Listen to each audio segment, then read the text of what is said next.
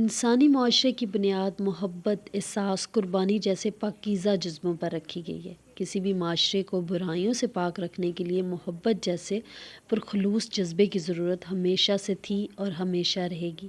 شادی ایک ایسا مذہبی اور معاشرتی فریضہ ہے جس کے سبب ایک صحیح، مکمل خاندان اور معاشرہ تشکیل پاتا ہے۔ یوں بھی زندگی ایک سفر کی مانند ہے اور میاں بیوی اس سفر کے ایک ایسے ساتھی ہیں جن کا راستہ بھی ایک ہے اور منزل بھی ایک ہے، اسی لیے انہیں گاڑی کے جو ہے وہ دو پہیے بھی کہا جاتا ہے۔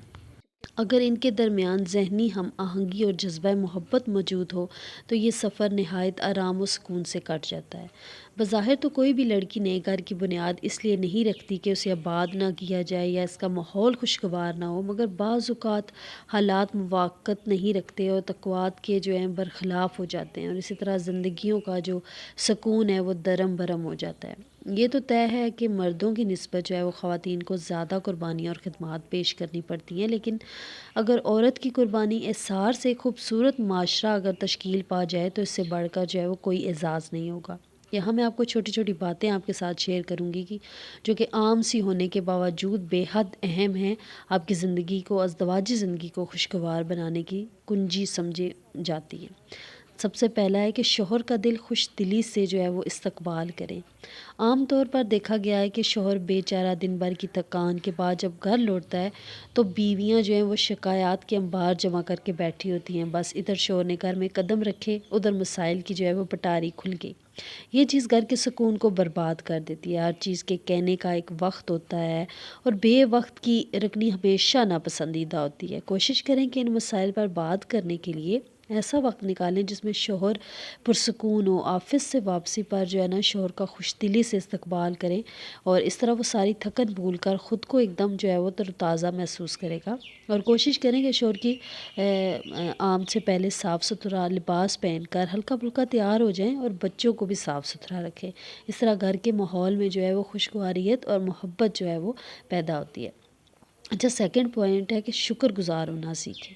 میاں بیوی میں اکثر ایک دوسرے کی قربانیوں یا محنت کو جو ہے سراہنے کی عادت نہیں ہوتی، بلکہ اکثر خاندانوں میں دیکھا گیا ہے کہ دونوں ایک دوسرے کے نکات بن جاتے ہیں۔ یہ چیز میاں بیوی کی ازدواجی زندگی کے لیے سمجھے زہر ہے۔ عورتوں میں خاص طور پر یہ بات دیکھنے میں آئی ہے کہ وہ شکر گزار نہیں بنتی، ہر وقت گلے شکوے کرنا ان کی عادت میں ہوتا ہے، اور وہ اپنے ارد گرد موجود دوسرے لوگوں کی آسائشوں کو دیکھ کر جو کرتی رہتی ہیں، اور کچھ عورتیں اپنے میاں سے جو ہے وہ ہر جائز اور ناجائز طریقے سے جو ہے وہ مال جمع کرنے کی بھی جو ہے وہ تمنا رکھتی ہیں، اور بعض اوقات اس کا خمیازہ بھی انہیں بھگتنا پڑتا ہے۔ میاں بیوی دونوں ہر حال میں اللہ تعالیٰ کا شکر ادا کریں۔ اگر شوہر کی آمدنی کم ہو تو اسے اس بات کا تانا کبھی نہ دیں، بلکہ ایسے مراحل میں جو ہے وہ عورتیں ان کا ساتھ دیں، ان کی دل جوئی کریں اور ناشکری جو ہے وہ ہرگز نہ کریں۔ اچھا، تھرڈ پوائنٹ ہے کہ غصے کی لگام جو ہے وہ تھام کے رکھیں، اپنے غصے پر قابو رکھیں، کیونکہ زیادہ تر اختلافات جو ہوتے ہیں نا غصے کی وجہ سے ہوتے ہیں۔ اگر شوہر غصے میں ہو تو آپ خاموش ہو جائیں، کچھ وقت گزر جانے کے بعد جو ہے نا اسے اپنی بات نرم اور میٹھے لہجے میں سمجھائیں کہ آپ یہاں غلط تھے، تاکہ وہ آپ کے موقف کو اچھی طرح سمجھ سکے۔ اس طرح بات کبھی بھی نہیں بڑھے گی، البتہ شوہر کے دل میں آپ کی اہمیت لازماً بڑھ جائے گی۔